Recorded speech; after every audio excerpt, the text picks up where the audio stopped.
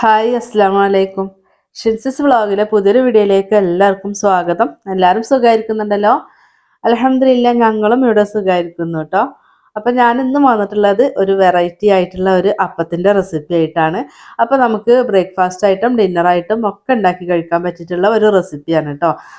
അപ്പോൾ നമ്മളിത് ചെയ്തെടുക്കുന്നത് അരിപ്പൊടി വെച്ചിട്ടാണ്. അപ്പോൾ നമുക്ക് അരി ഉഴുന്നോ ഒന്നും ആട്ടാതെ തന്നെ, അല്ലെങ്കിൽ തലേ ദിവസം മാറ്റി വെക്കാണ്ട്, അല്ലെങ്കിൽ പുളിപ്പിക്കാൻ വെക്കാണ്ട്, പൊങ്ങാൻ വെക്കാണ്ട് തന്നെ നമുക്ക് അടിപൊളിയായിട്ട് നല്ല സോഫ്റ്റായിട്ട് പഞ്ഞി പോലത്തെ ഈ ഒരു അപ്പം റെഡിയാക്കി എടുക്കാൻ പറ്റും. അപ്പോൾ നമുക്കിത് എങ്ങനെ ഉണ്ടാക്കിയെടുക്കാൻ നോക്കിയാലോ. പിന്നെ നമുക്ക് ഈ ഒരു മാവ് ഉണ്ടാക്കിയിട്ടുണ്ടെങ്കിൽ ഒരു മിനിറ്റ് പോലും നമുക്ക് റെസ്റ്റ് ചെയ്യാൻ വെക്കേണ്ട ആവശ്യമില്ല കേട്ടോ. അപ്പം തന്നെ ഉണ്ടാക്കിയെടുക്കാം. നമുക്ക് ബേക്കിംഗ് സോഡയോ ഈസ്റ്റോ ഒന്നും ചേർത്തിട്ടില്ല. അപ്പം നമുക്ക് നേരെ വീഡിയോയിലേക്ക് പോകാം. അപ്പം അതിന് വേണ്ടിയിട്ട് ഞാൻ എടുത്തിട്ടുള്ള അളവ് ഞാൻ കാണിക്കാം കേട്ടോ. അപ്പം ഞാനൊരു 1.5 കപ്പാണ് ഞാൻ അരിപ്പൊടി എടുത്തിട്ടുള്ളത്.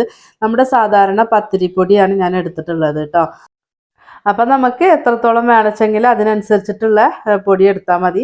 അപ്പോൾ 1.5 കപ്പ് അരിപ്പൊടിയാണ് ഞാൻ എടുത്തിട്ടുള്ളത്. ഒരു കപ്പ് ഞാനിത് ആ ഒരു പാത്രത്തിൽ ഇട്ട് കൊടുത്തിട്ടുണ്ട്. ബാക്കി 1/2 കപ്പും കൂടെ അതാ ഇട്ട് കൊടുത്തു കേട്ടോ. അപ്പം അങ്ങനെ 1.5 കപ്പ്. അപ്പം ഞാൻ പൊടി എടുത്തിട്ടുള്ള പാത്രമാണ് ഞാനിപ്പോൾ കാണിച്ചിട്ടുള്ളത്. പിന്നെ നമുക്ക് നമുക്ക് 1/2 കപ്പാണ് തേങ്ങ എടുക്കേണ്ടത് കേട്ടോ. അപ്പം ഞാൻ 1/2 കപ്പ് തേങ്ങ ഞാൻ ഒന്ന് ക്രഷ് ആക്കിയിട്ട് എടുത്തിട്ടുള്ള തേങ്ങയാണ് ഞാൻ ചേർത്തിട്ടുള്ളത്. തേങ്ങയുടെ അളവ് നിങ്ങൾക്ക് കുറച്ചും കൂടി കൂട്ടണം എന്നുണ്ടെങ്കിൽ കൂട്ടി കൊടുക്കാം കേട്ടോ, അതിന് കുഴപ്പമില്ല. അതുപോലെ തന്നെ 1/2 കപ്പ് അവിലെടുത്തിട്ടുണ്ട്. അപ്പം അവിൽ ഞാൻ എടുത്തിട്ടുള്ളത് തിന്നായിട്ടുള്ള നമ്മുടെ വെള്ള അവിലുണ്ടല്ലോ, അതാണ് കേട്ടോ. അപ്പം നിങ്ങൾ മട്ടാവിലാണ് എടുക്കുന്നത് വെച്ചെങ്കിൽ നമുക്ക് കുഴപ്പമൊന്നുമില്ല. ഒരു 2 മിനിറ്റ് 3 മിനിറ്റ് ഒന്ന് അവില് മാത്രം ഒന്ന് കുതിർക്കാൻ വേണ്ടിയിട്ട് വെച്ചാൽ മതി കേട്ടോ. വേറെ കുഴപ്പമൊന്നുമില്ല. നമുക്ക് അപ്പം തന്നെ അരച്ചെടുക്കാനും പറ്റും. അപ്പോൾ 2 മിനിറ്റ് ഒന്ന് ചെയ്താൽ നമ്മൾ ഈ പൊടികളൊക്കെ ഒന്നിട്ട് മിക്സ് ആക്കുന്ന സമയം കൊണ്ട് അവരവിലും ഒന്ന് കുതിർന്ന് കിട്ടുകയും ചെയ്യും കേട്ടോ. അപ്പം ഞാൻ തിന്നായിട്ടുള്ള അവിലായതിൻ്റെ പേരിൽ ഞാനിതാ നമുക്കിതാ ഒന്നിച്ചിട്ട് കൊടുത്തിട്ടുണ്ട്. അതിൽ 1 കപ്പ് വെള്ളമാണ് ഞാൻ എടുത്തിട്ടുണ്ടായിരുന്നത്. ആ 1 കപ്പ് വെള്ളം ഞാൻ ഫുള്ളായിട്ടും ഒഴിച്ചു കൊടുത്തിട്ട് ഒന്ന് നനച്ച് വെച്ച് കൊടുത്തിട്ടുണ്ട് കേട്ടോ. അപ്പം അവിലാണ് ചിലപ്പം അത് ഒന്ന് നമുക്ക് രണ്ടാമത്തെ ബാച്ചിട്ട് കൊടുക്കുമ്പോഴത്തേക്കും വെള്ളത്തിൻ്റെ കുറവ് ചിലപ്പോൾ ഉണ്ടാവാം.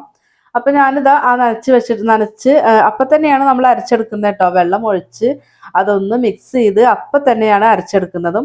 അപ്പം ഞാൻ പകുതിയാണ് ചേർത്ത് കൊടുത്തിട്ടുള്ളത്. അപ്പം അതിലേക്ക് ഞാനൊരു 1/4 കപ്പ് വെള്ളം ഒഴിച്ചു കൊടുക്കുന്നുണ്ട്.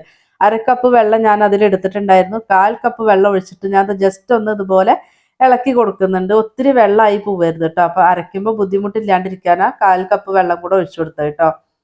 പിന്നെ നമ്മൾ അതിലേക്ക് ആവശ്യമായിട്ടുള്ള ഉപ്പ് ചേർത്ത് കൊടുത്തിട്ടുണ്ട്. നിങ്ങൾക്ക് ഇനി ലാസ്റ്റ് വേണമെങ്കിൽ ഉപ്പ് ചെക്ക് ചെയ്തിട്ട് കുറവുണ്ടെങ്കിൽ ചേർക്കാം കേട്ടോ. അപ്പം ഇതൊന്ന് അരച്ചെടുക്കട്ടെ.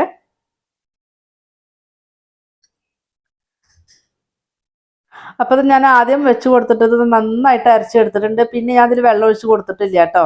നമ്മൾ അരയ്ക്കുന്ന സമയത്ത് ഒരു 1/4 കപ്പ് ഒഴിച്ച് കൊടുത്തില്ലേ, അത് മാത്രമേ ഒഴിച്ച് കൊടുത്തിട്ടുള്ളൂ. പിന്നെ നമുക്ക് അടുത്തതും അരച്ചെടുക്കാം. അപ്പം ഇനി അരച്ചത് അത് മാറ്റി വെച്ചിട്ടുണ്ട്. അപ്പോഴത്തേക്കും നമ്മൾ അത് അരച്ച് വരുമ്പോഴത്തേക്കും നമ്മൾ ആ മിക്സ് ചെയ്ത് വെച്ച പൊടി ഉണ്ടല്ലോ ഒന്നും കൂടെ ഡ്രൈ ആയി വന്നിട്ടുണ്ട് കേട്ടോ. നമ്മൾ അതിൽ അവിലൊക്കെ ഉള്ളതിൻ്റെ പേരിൽ അതൊന്ന് വെള്ളം കുടിച്ചിട്ടുണ്ട്.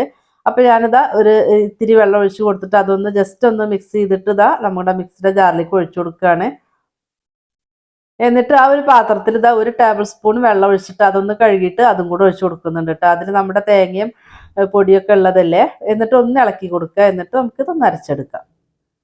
അപ്പം നന്നായി തന്നെ അരച്ചെടുക്കണം കേട്ടോ. അവിലും തേങ്ങയും ഒക്കെ അരഞ്ഞ് കിട്ടുക തന്നെ വേണം കേട്ടോ. അപ്പോൾ അതും അരച്ചെടുത്തിട്ടുണ്ട്. മൊത്തം നമ്മൾ ചേർത്തിട്ടുണ്ടായിരുന്നത് 1/4 കപ്പും ഒരു 2 ടേബിൾ സ്പൂണാണ്, 1 ടേബിൾ സ്പൂണും വെള്ളമാണ് നമ്മൾ ആകെ ചേർത്തിട്ടുള്ളത് കേട്ടോ. അപ്പം ഞാൻ എടുത്ത പൊടിക്ക് അത്രേന് വേണ്ടി വന്നിട്ടുള്ളൂ. അപ്പം നിങ്ങൾ എടുക്കുന്ന അരിപ്പൊടിക്ക് അനുസരിച്ചിരിക്കും പൊടിയുടെ വെള്ളത്തിൻ്റെ അളവൊക്കെ കേട്ടോ. എല്ലാ പൊടിയും ഒരേപോലെ അല്ലല്ലോ. അപ്പം അതുകൊണ്ടാണ്. അപ്പം ഞാനിതൊന്ന് ഇളക്കി കൊടുത്തിട്ട് വെള്ളം കുറവുണ്ടോ കൂടുതലുണ്ടോ നോക്കിയിട്ടുണ്ടായിരുന്നു കേട്ടോ.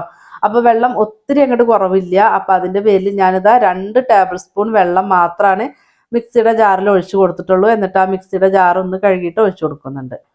കാരണം നമുക്ക് മാവ് ഓൾറെഡി കറക്റ്റ് ആയിട്ടാണ് ഇരിക്കുന്നത്. അപ്പം ഇനി വീണ്ടും നമ്മൾ വെള്ളം ഒഴിച്ച് കൊടുക്കണ്ടെന്ന് വെച്ചു. എന്നിട്ട് നല്ല വെള്ളം തന്നെ നമുക്കൊരു തവി വെച്ചിട്ട് മിക്സ് ചെയ്ത് കൊടുക്കണം, കലക്കി കൊടുക്കണം കേട്ടോ.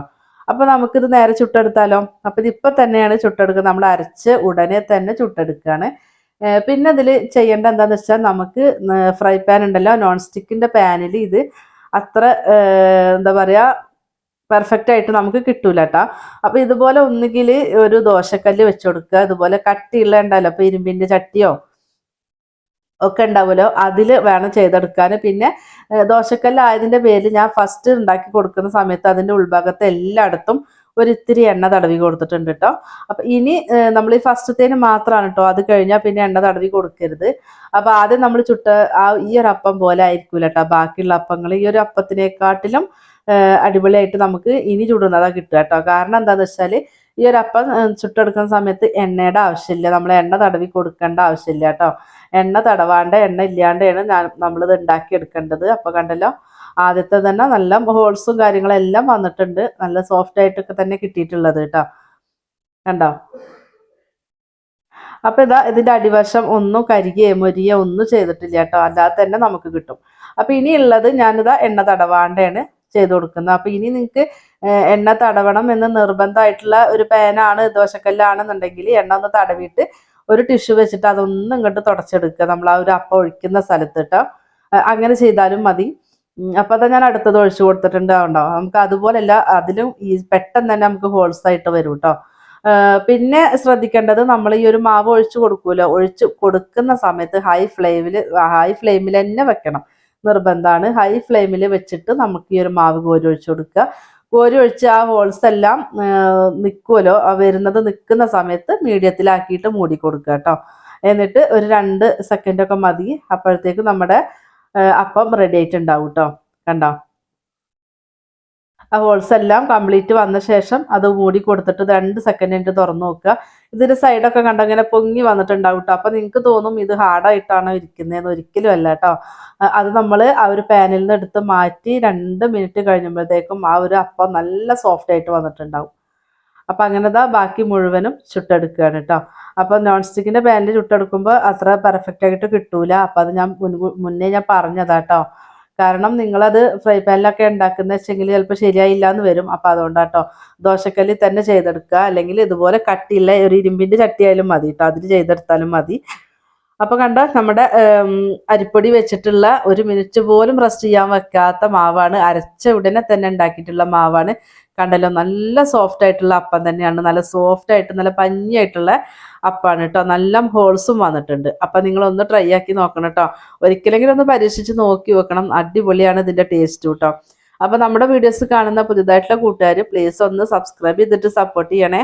വീഡിയോസ് കണ്ടുകൊണ്ടിരിക്കുമ്പോൾ ഒന്ന് ലൈക്ക് അടിക്കാനും മറന്നു പോവല്ലേ കേട്ടോ. നമ്മളെ ചാനലിൽ ഒത്തിരി റെസിപ്പികൾ അപ്ലോഡ് ചെയ്തിട്ടുണ്ട്, അപ്പോൾ കാണാത്തവരെ കയറി കണ്ട് നോക്കുക. അതുപോലെ തന്നെ ഒരുപാട് അപ്പത്തിൻ്റെ റെസിപ്പി ഞാൻ അപ്ലോഡ് ചെയ്തിട്ടുണ്ട്. അപ്പോൾ എല്ലാവർക്കും ഒത്തിരി പേര് എൻ്റെ അടുത്ത് അത് സക്സസ് ആയി, നല്ല ടേസ്റ്റ് ഉണ്ട്, അവരിങ്ങനെ ഉണ്ടാക്കി ഈസിയാണ് എന്നൊക്കെ പറഞ്ഞിട്ട് ഒത്തിരി പേര് നമ്മളെ അടുത്ത് പറഞ്ഞിട്ടുണ്ടായിരുന്നു കേട്ടോ. അവരുണ്ടാക്കി നോക്കിയിട്ട് അപ്പോൾ നിങ്ങൾ ഉണ്ടാക്കി നോക്കുക. ഒരുപാട് അപ്പത്തിൻ്റെ റെസിപ്പികളുണ്ട്, ട്രൈ ആക്കി നോക്കുക, നിങ്ങളുടെ ഫീഡ്ബാക്ക് തരണം കേട്ടോ. അതുപോലെ നിങ്ങൾക്ക് യൂസ്ഫുൾ ആയിട്ടുണ്ടെങ്കിൽ നിങ്ങളുടെ ഫ്രണ്ട്സിനും ഫാമിലിക്കും ഒക്കെ ഒന്ന് ഷെയർ ചെയ്ത് കൊടുക്കാനും കൂടെ മറക്കല്ലേ. കണ്ടല്ലോ, നമ്മുടെ ഈ ഒരു അപ്പം ഒന്ന് പൊട്ടിച്ച് നോക്കുമ്പോൾ തന്നെ നിങ്ങൾക്ക് മനസ്സിലാവും എത്രത്തോളം സോഫ്റ്റ് ആയിട്ടാണ് ഇതിരിക്കുന്നത്.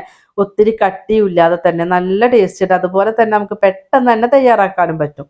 കണ്ടോ? അപ്പോൾ ഇന്നത്തെ റെസിപ്പി നിങ്ങളെല്ലാവരും ട്രൈ ആക്കി നോക്കണം കേട്ടോ. എന്നിട്ട് നമ്മുടെ വീഡിയോസിനെ കുറിച്ചിട്ടുള്ള നിങ്ങളുടെ അഭിപ്രായം കൂടെ ഒന്ന് അറിയിക്കാൻ വേണ്ടി മറക്കല്ലേ. കാരണം നമ്മൾ ബേക്കിംഗ് സോഡ, ഈസ്റ്റോ, ഇനോയോ ഒന്നും ചേർത്തിട്ടില്ല കേട്ടോ.